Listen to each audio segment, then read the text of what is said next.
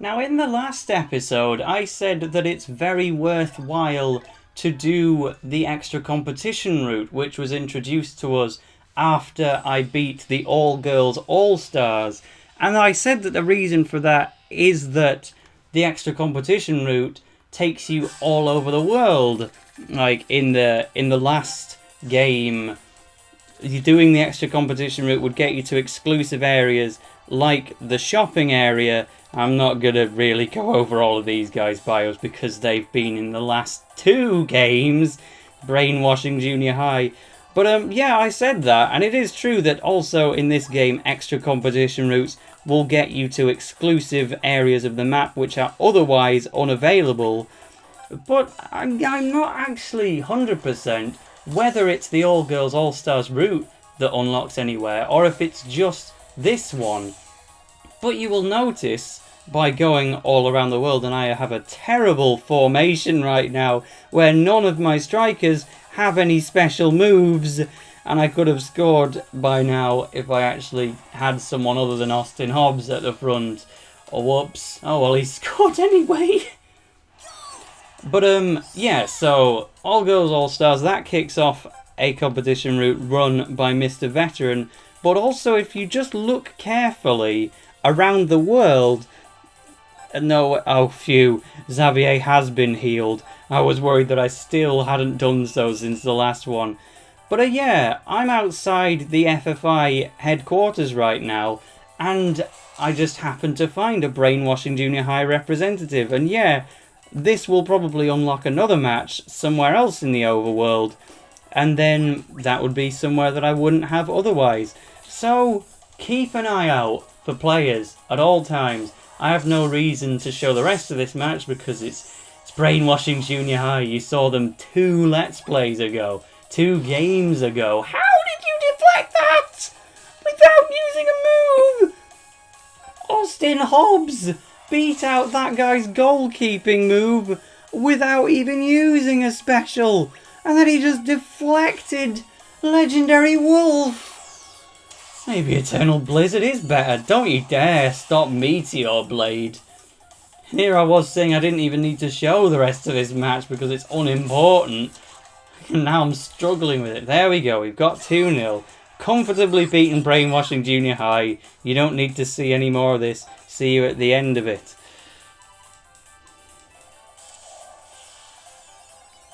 You know what? Let's just cut back for a moment. Proper throwback to Inazuma 1. Psycho Shot, the weakest shooting move in the game, versus God Hand, the weakest goalkeeping move in the game. And I managed to stop it with that. God Hand never used to be the weakest in the game, but literally Mark and Darren have had so much in the way of story advancement over these past 3 games that they've had to nerf God Hand to the point of it literally being the minimum strength possible for a goalkeeping move. Still no shot chains though.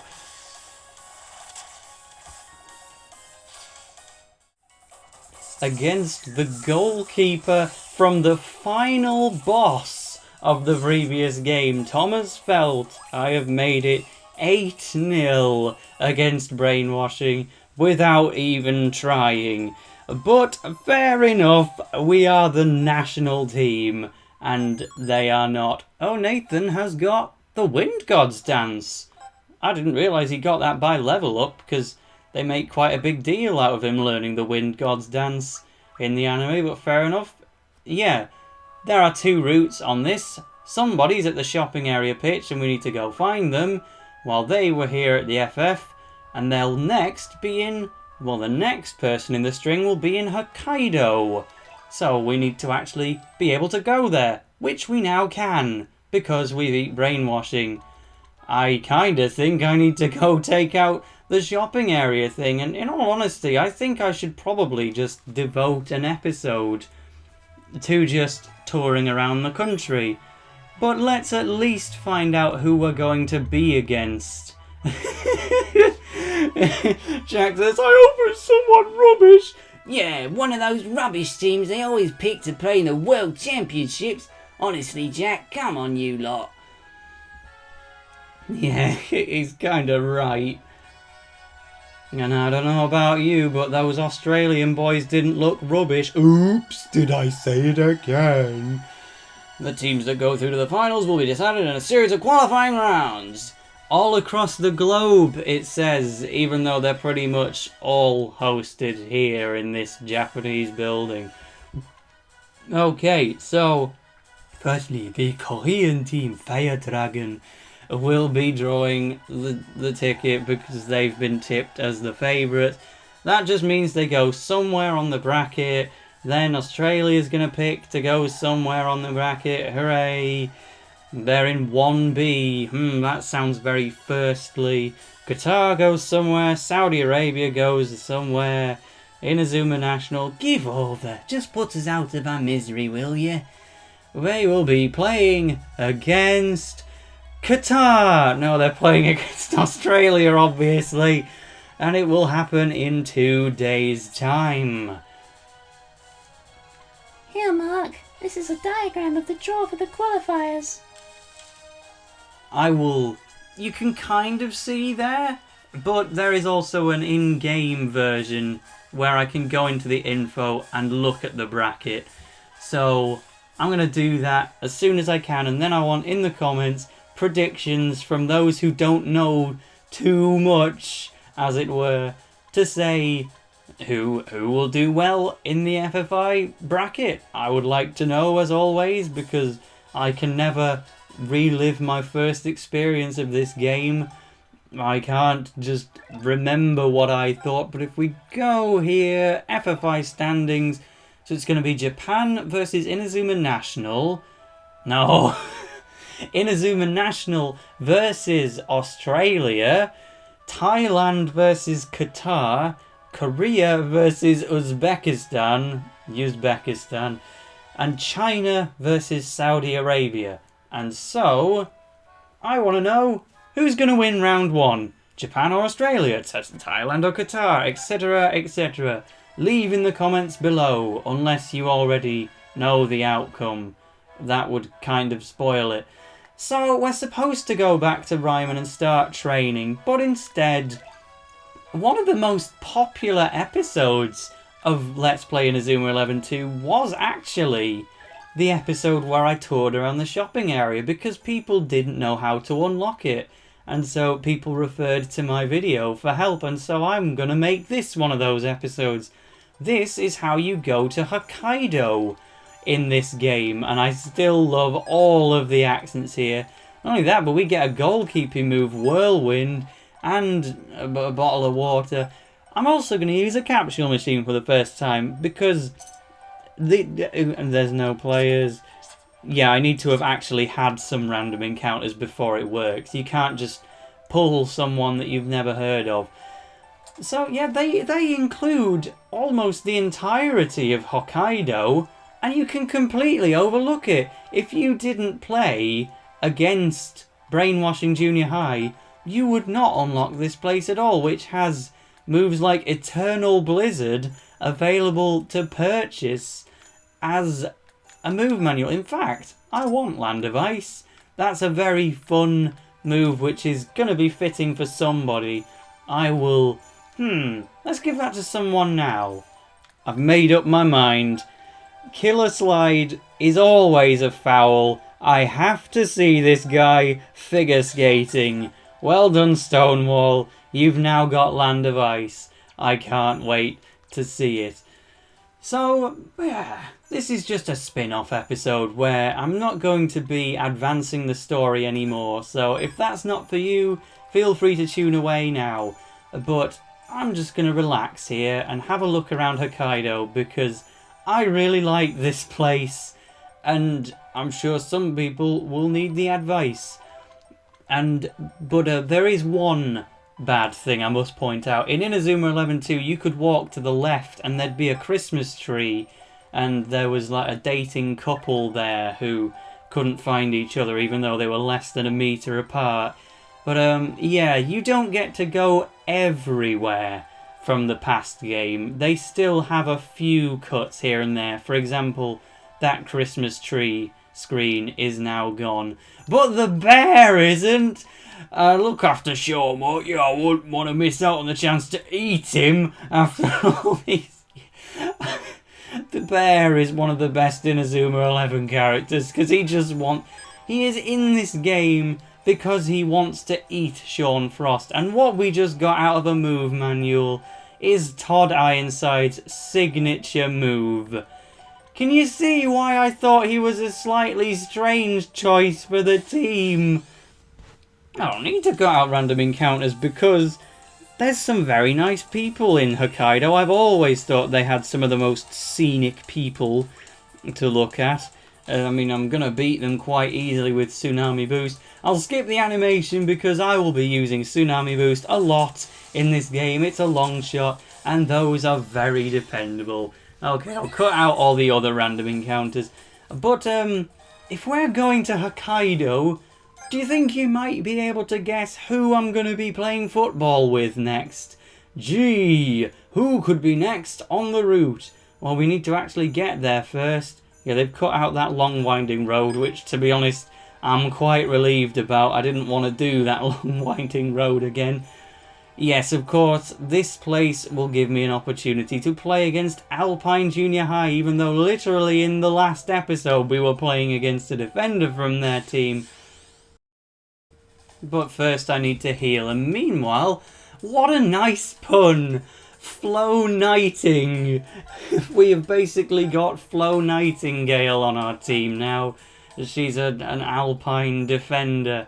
I guess, to be fair, the working environment in which Flo Nightingale operated was probably colder than that of, say, Flo Rider. How do? Welcome to Alpine Jr High. Make yourselves at home. How's our Sean, by the way? I had to read at least one line of dialogue because this is the place. If you run away, you lose a couple of money and a couple of prestige points. Friendship points, which are useful for recruiting. That's my excuse for why I run away. I had to show off the fact that running away will penalise you. That's why I did it, not just because I couldn't be bothered.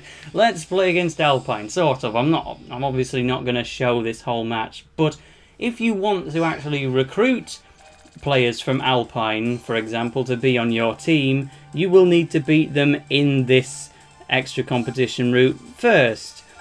And that is quite a nice thing to do, actually, because these are Japanese people. Something a little weird is that these guys still have Sean Frost on their team. And not only that, but it's his old form from before he merged with Aiden. So that's a little weird.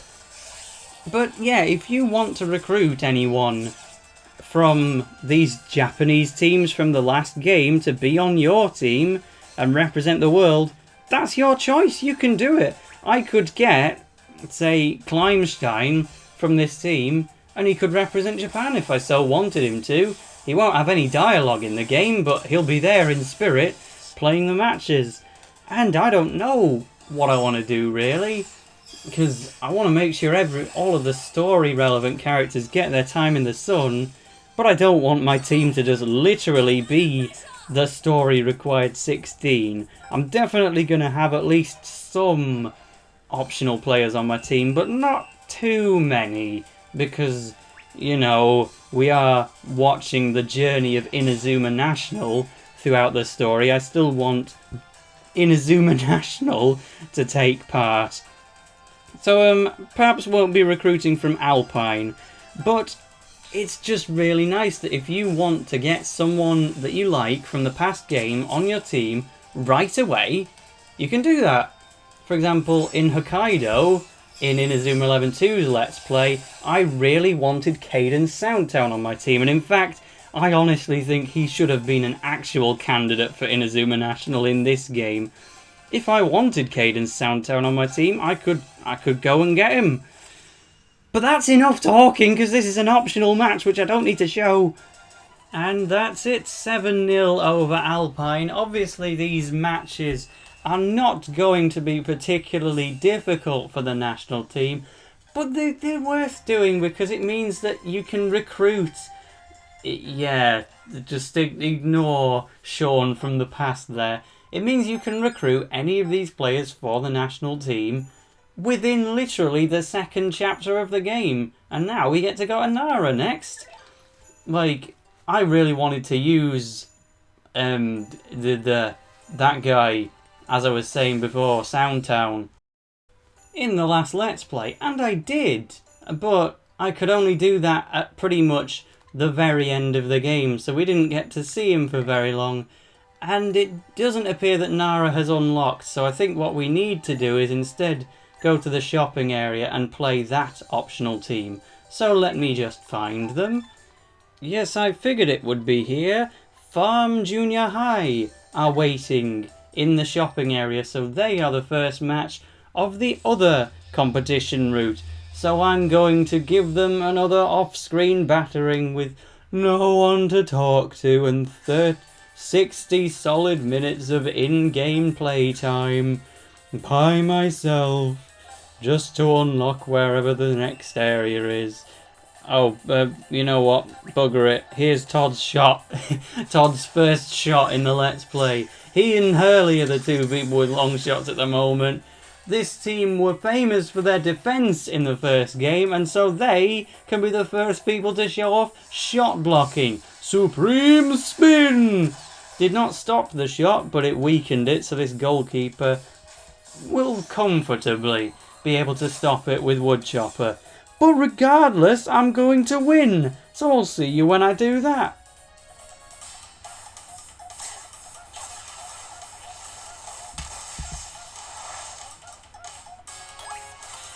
Oh, okay, here comes my first shot chain, even though Axel is ages away.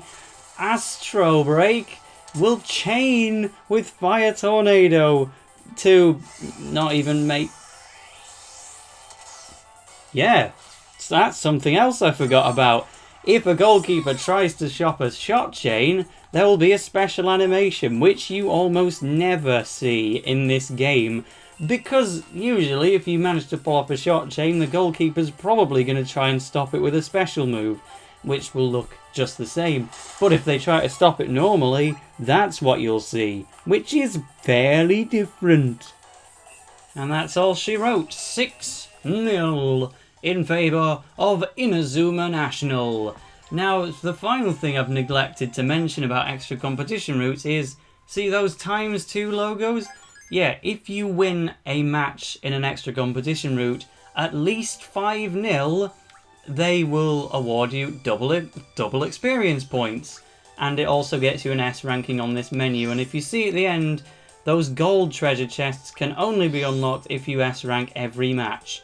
And so, now, we have unlocked nowhere.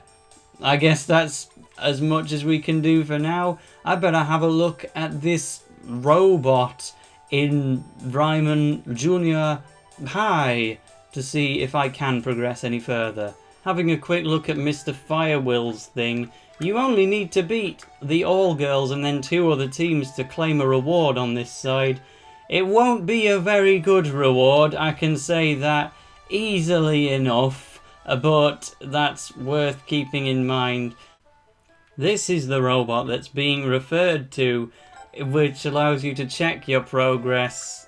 All it does is just bring up the same menu. So I guess for the time being, we just can't go to these places. I'm sure we'll gain such a feature later on, which means this is a good time to call it a day for this episode. But in the next one, we're going to start some training. And believe me, Coach Travis's training is unique. See you there.